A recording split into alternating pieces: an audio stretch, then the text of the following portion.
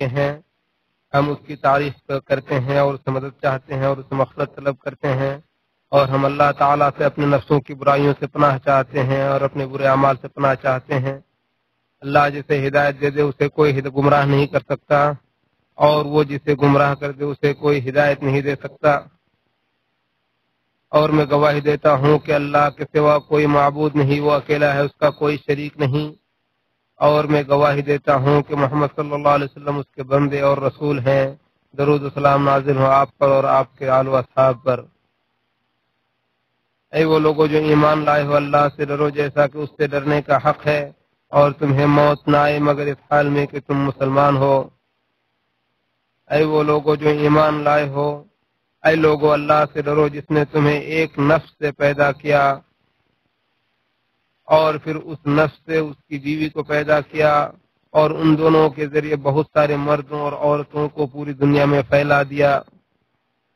تم اللہ رب العالمین سے ڈرو، جس اور رشتہ داری سے ڈرو جس کے ذریعے تم مانگتے ہو۔ یقیناً اللہ رب العالمین تمہارا نگراں ہے، تمہاری نگرانی کر رہا ہے۔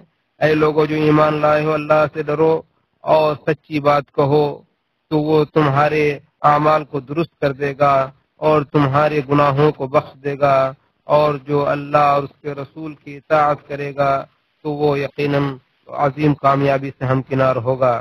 حمد و صلات کے بعد یقیناً سب سے بہترین بات اللہ رب العالمین کا کلام ہے، اور سب سے بہترین طریقہ نبی صلی اللہ علیہ وسلم کا طریقہ ہے، اور سب سے بری بات دین کے اندر نئی بات ایجاد کرنا ہے، اور ہر نئی بات بدعت ہے، ہر بدعت گمراہی ہے، ہر گمراہی جہنم تک لے جانے والی ہے۔ اللہ کے بندو، اللہ تبارک و تعالی قرآن مجید میں ارشاد فرماتا ہے، اور وہ سب سے سچا ہے۔ بسم اللہ الرحمن الرحیم۔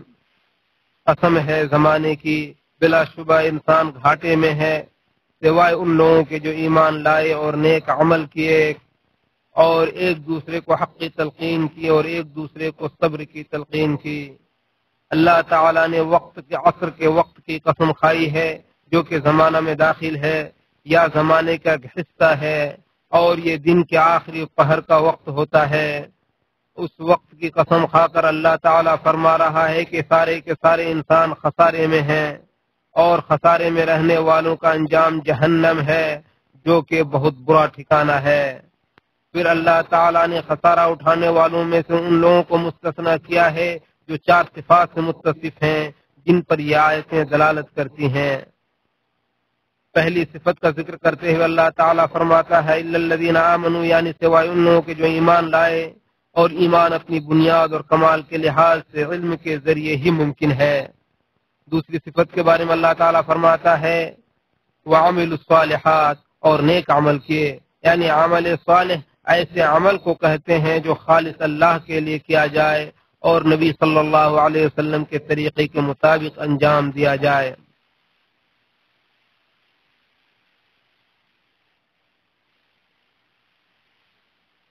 اور تیسری صفت کے بارے میں اللہ تعالیٰ کا فرمان ہے وتواصوا بالحق، اور ایک دوسرے کو حق کی تلقین کی۔ اور اس کی حقیقت یہ ہے کہ اللہ تبارک و تعالیٰ کی طرف لوگوں کو بلایا جائے۔ اور چوتھی صفت کے بارے میں اللہ تعالیٰ کا فرمان ہے وتواصوا بالصبر، اور ایک دوسرے کو صبر کی تلقین کی، یعنی یہ خصلتیں انسان کو خسارے سے نجات دلانے والی ہیں۔ چنانچہ جو شخص اللہ کو رب مان کر، اسلام کو دین مان کر، اور محمد صلی اللہ علیہ وسلم کو نبی اور رسول مان کر راضی ہو جائے، اللہ سے محبت کے وسائل کو جان لے، اللہ کی وحی کا مطلب سمجھ جائے، اللہ کے لیے نیک اعمال کرے، شرک اور بدعت کی قباحتوں سے دور رہے، تو گویا اس نے اپنے آپ کو نفع بخش علم اور عمل صالح کے ذریعے مکمل کر لیا۔ اب جس حق کو اس نے اپنایا ہے، دوسروں کو اس کی تلقین کرے، اور قبر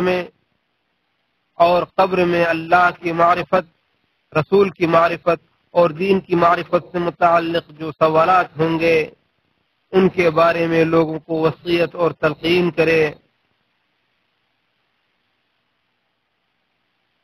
اور کتاب و سنت کے دلائل اور صحابہ و تابعین اور ائمہ مہدیین سے منقول آثار کی روشنی میں ان کے بارے میں معرفت حاصل کرے۔ پھر عمل کرنے اور سیکھنے سکھانے کے اعتبار سے ایمان، عمل صالح اور دعوت اللہ پر جمے رہے اور نبوی طریقے پر چلنے کی وجہ سے پیش آنے والی پریشانیوں پر صبر کرے۔ اگر اس نے ایسا کر لیا تو زمانے کے رب کی قسم وہ شخص کامیاب ہو گیا۔ اس بابرکت صورت کے مختصر ہونے کے باوجود اس میں نجات اور کامیابی کے سارے نسخے بیان کر دیے گئے ہیں۔ یہی وجہ ہے کہ امام ابو عبداللہ شافعی رحمہ اللہ اس صورت کے بارے میں فرماتے ہیں کہ اگر اللہ تعالیٰ صرف اس صورت کے علاوہ اپنی مخلوق پر کوئی دوسری حجت اور دلیل نازل نہیں فرماتا تب بھی ان کے لیے کافی تھا، یعنی صرف یہ صورت ان پر حجت قائم کرنے کے لیے کافی تھا کہ اللہ تعالیٰ کے شرعی احکام کی بجاوری ان پر واجب ہے، لہذا وہ اللہ کے خبروں کی تصدیق کریں، اس کے اوامر کی اتباع کریں، اس کے منع کردہ چیزوں سے اجتناب کریں اور اللہ تعالیٰ جسے حلال کر دے اسے حلال ہونے کا اعتقاد رکھیں۔ اللہ تعالیٰ ہمارے اور آپ کے لیے قرآن کو بابرکت بنائے اور اس کی آیتوں اور نصیحانہ حکمتوں سے حکیمانہ نصیحتوں سے استفادہ کی توفیق عطا فرمائے۔ میں یہ بات کہتے ہوئے اللہ رب العالمین سے مغفرت طلب کرتا ہوں، آپ بھی ان سے مغفرت طلب کریں، یقیناً وہ بخشنے والا اور رحم کرنے والا ہے۔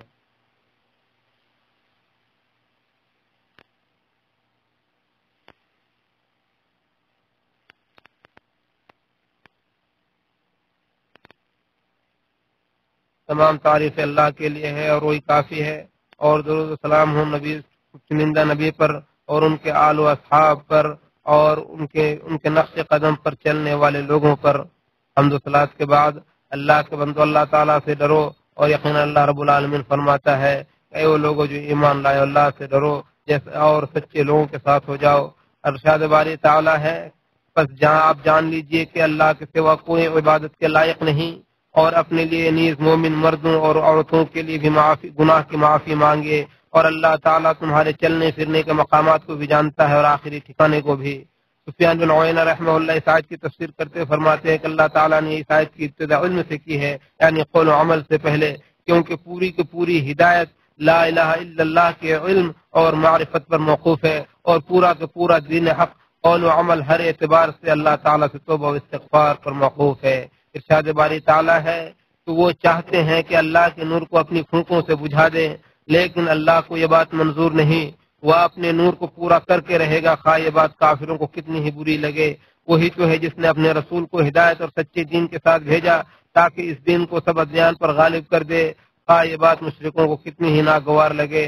اللہ کے بندو، نبی صلی اللہ علیہ وسلم پر درود و سلام بھیجو، یقیناً اللہ رب العالمین نے تمہیں اس کا حکم دیتے ہوئے فرمایا کہ یقیناً اللہ تعالیٰ اور اس کے فرشتے نبی صلی اللہ علیہ وسلم پر درود و سلام بھیجتے ہیں۔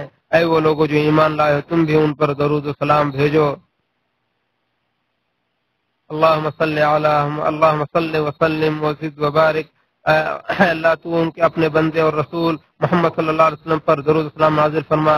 اے اللہ تو خلفاء راشدین سے راضی ہو جا، ابو بکر و عمر، عثمان و علی اور بقیہ تمام صحابہ کرام رضوان اللہ علیہ مجمعین سے راضی ہو جا۔ اسی طرح تو تابعین اور تبع تابعین اور ان کے نقش قدم پر نیکی کے ساتھ پیروی کرنے والے تمام لوگوں سے راضی ہو جا، اور ان کے ساتھ ساتھ اللہ تو ہم سے بھی راضی ہو جا۔ اے اللہ تو اسلام اور مسلمانوں کو غلبہ عطا فرما اور شرک اور مشرکوں کو ذلیل و رسوا فرما۔ اے اللہ تو اپنے اور دین کے دشمنوں کو تہ و بالا کر دے۔ اے اللہ تو اس ملک کو اور تمام مسلم ممالک کو امن و امان کا گہوارہ بنا دے۔ اے اللہ تو ہمیں اپنے وطنوں میں امن و سکون عطا فرما۔ اے اللہ تو ہمارے ائمہ حکمران وقت اور بادشاہوں کی اصلاح فرما۔ اے اللہ تو انہیں اپنی رضا کی اتباع کی توفیق عطا فرما۔ اے اللہ تو ہمارے حاکم وقت کو اپنی توفیق سے مدد فرما۔ اے اللہ تو ان کے عمل کو اپنی رضامندی میں شامل کر دے۔ اے اللہ تو ہمیں ہمارے گناہوں کو بخش دے اور ہمارے معاملات میں ہماری زیادتیوں کو درگزر فرما، اور ہمارے قدموں کو ثابت قدم فرما، اور ہمیں کافر قوم کے خلاف ہماری مدد فرما۔ اے اللہ تو ہمارے اگلے پچھلے ظاہری اور باطنی گناہوں کو اور ان گناہوں کو جن کو تو ہم سے زیادہ جانتا ہے ان سب کو بخش دے. یقیناً تو ہی اول و آخر ہے اور تو ہر چیز پر قادر ہے. اے اللہ تیرے سوا کوئی معبود نہیں، تیری ذات بابرکت اور پاکیزہ ہے. تیرا اور یقیناً ہم ہی ظلم کرنے والوں میں سے تھے. اے اللہ، اے اللہ، اے ہمارے رب، تو ہمیں دنیا کے اندر بھلائی عطا فرما اور آخرت کے اندر بھلائی عطا فرما اور ہمیں جہنم کے عذاب سے محفوظ فرما. اے اللہ، ہم تیری رضامندی کے ذریعے تیری ناراضگی سے اور تیری عافیت کے ذریعے تیری ناراضگی سے اور سے پناہ چاہتے ہیں. اے اللہ تیری تعریف ویسے ہی ہے جیسے تو نے اپنے نفس کے لیے کی ہے. اے اللہ کے بندو، یقیناً اللہ رب العالمین عدل و احسان اور رشتہ داروں کو دینے کا حکم دیتا ہے اور تمہیں فواحش و منکرات اور ظلم و زیادتی سے روکتا ہے. وہ تمہیں نصیحت حاصل کرتا ہے تاکہ تم نصیحت حاصل کرو. تم اللہ رب العالمین کو یاد کرو جو کہ عظیم و جلیل ہے، وہ تمہیں مزید دے گا اور اس کی نعمتوں پر تم اس کا شکر ادا کرو، وہ تمہیں مزید عطا کرے گا. اللہ کا ذکر یقیناً بہت بڑا ہے اور اللہ تعالیٰ جانتا ہے جو کچھ تم کرتے ہو.